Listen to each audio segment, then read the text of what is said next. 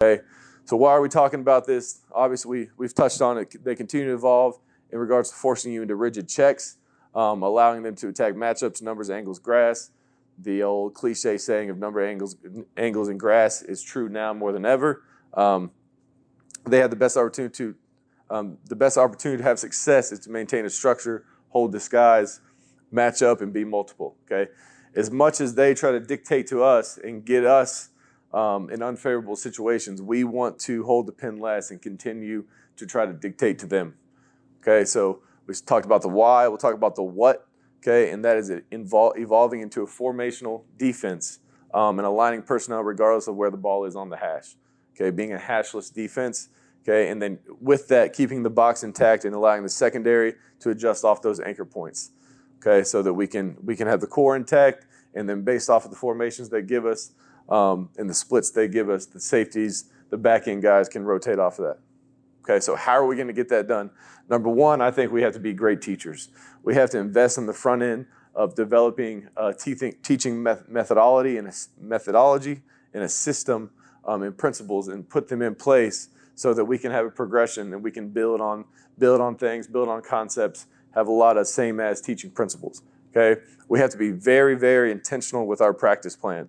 Okay, what does that look like? It looks like walkthroughs, tempo walkthroughs, formation recognition. Not only just doing pursuit, but doing move the ball pursuit to where the ball location changes. You change hashes. Okay, you match personnel, you match formations. Thing I saw that was neat with the back end is a drill called mini field, where it's an individual drill for the secondary to where they're in a confined space. Okay, and they're matching up. Okay, to all the routes. All the formations, all the motions, all the adjustments that the back end has to make. Okay.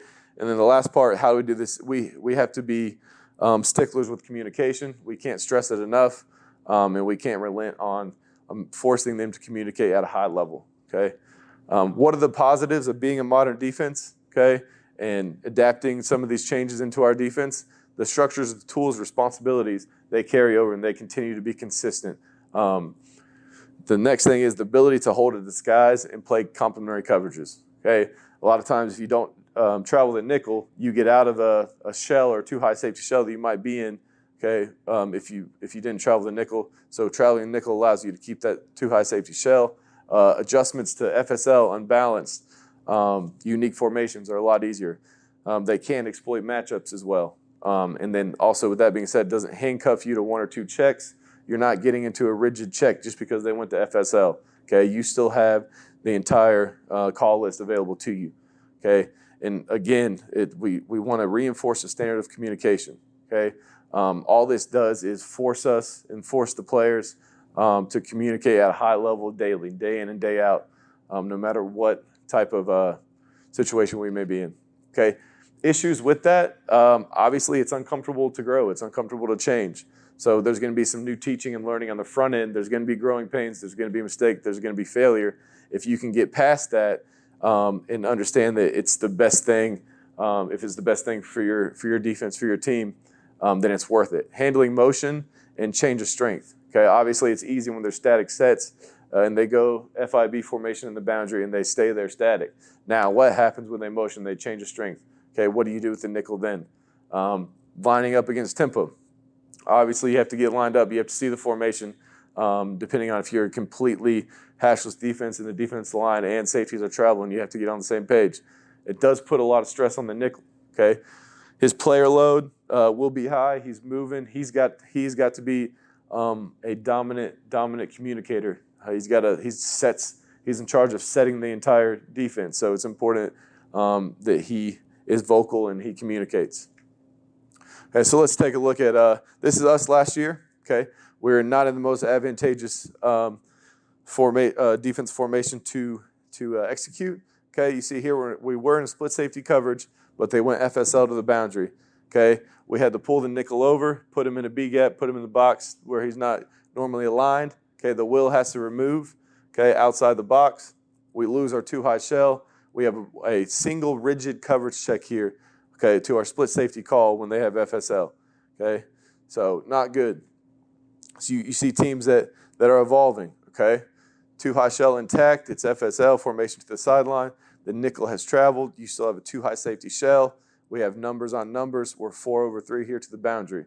Okay, you also have the free safety, the safety to the field, holding a hash and not undressing the single X to the field. Okay, you see here, if we did not travel the nickel, this would be a difficult formation to defend. They have formation to the boundary and it's unbalanced. Okay, so there's a lot of numbers over there. We need a lot of people over there. Okay, we got to get hatched to the football. We got to match numbers and play the formation. Okay, with this nickel travel defense being a modern defense, matching formations. Okay, hash no longer matters. Okay, you are matching the formation. You are playing the formation regardless of where it is on the hash. You see here another formation in the boundary. Okay, this next one here, formation in the boundary with a bunch call. Okay, you can play. You have a bunch call. Now you don't have a will linebacker out there making a check. You have a nickel. Okay, up on the bunch, and you're playing some type of bunch tool check that's already in your system. Okay, here's us now. Okay, we had the uncomfortable process of growing and fighting through those growing pains, and now doing what we feel is best for our defense specifically. Okay, so now they have 4 eligible receivers into the boundary. We're okay with it. Okay, and now our nickel travels. Our safeties have a 2 high shell. Our backer bumps slightly out of the box. Okay, and we have our structure intact. So what does that process and this adaptation look like, and how did we do this? Number one, you got to make a commitment. You got to know it's not going to always be pretty. It's not going to be perfect. You're going to fight through those growing pains. So we committed to making these wholesale changes. Okay. Number two, with traveling a nickel, we also had to travel our linebackers, and we matched them. Okay, with personnel. Something you also have to decide is your D line going to stay mirrored, or are they going to flip? Okay, with the formation as well. Next thing is, I think it's critical that you, in a appropriate fashion, you build in kills and checks. Okay, and then if you have kills and checks, you can also have the opportunity to have stay calls to where you anchor the formation and you do stay field and boundary. Okay, so what does that process look like? How do we get that done? Okay, the nickel will set the formation. Okay, and he'll tell everybody where he's going. He'll say nickel right, nickel right, nickel right. Okay, then the linebackers will align 3 strong, 2 weak. Okay, the money backer or the will backer, the weak side backer, is going to travel with the tight end. Okay, with the tight end in the core. It's three strong. Okay, so he's going to travel with the tight end. The Mike, as much as possible, will have his feet anchored in the A gap. Okay, the next thing is we have to set a tight right and a tight left call for the defensive line. Okay, we set a direction, they're able to get lined up. Okay, the biggest thing, the biggest obstacle to overcome in my mind is if you're gonna make this change and you're gonna be a truly formational defense, is understanding how you want to handle and stay ahead of motions. Okay, so what do motion mechanics look like? Okay, there's a lot of different choices. First ones we'll talk about are split safety motion mechanics.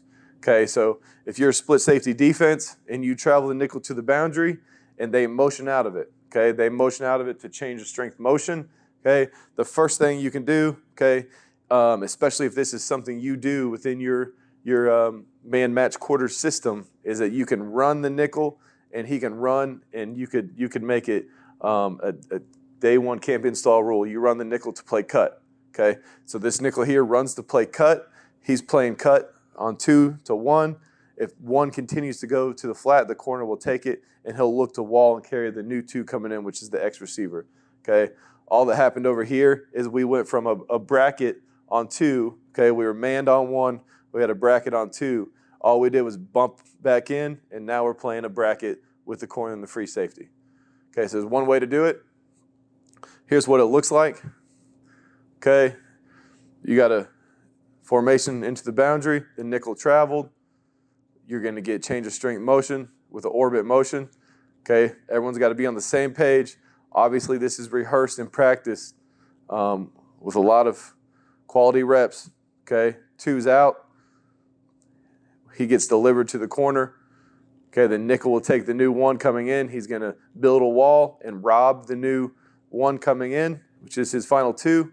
Okay, you still have 2 high safeties on the shelf who can protect verticals. Okay, all that happened over here to the boundary was the nickel ran to play cut, and the corner and the safety have to communicate that now we're going to play some form of bracket over the number 1 receiver. Okay,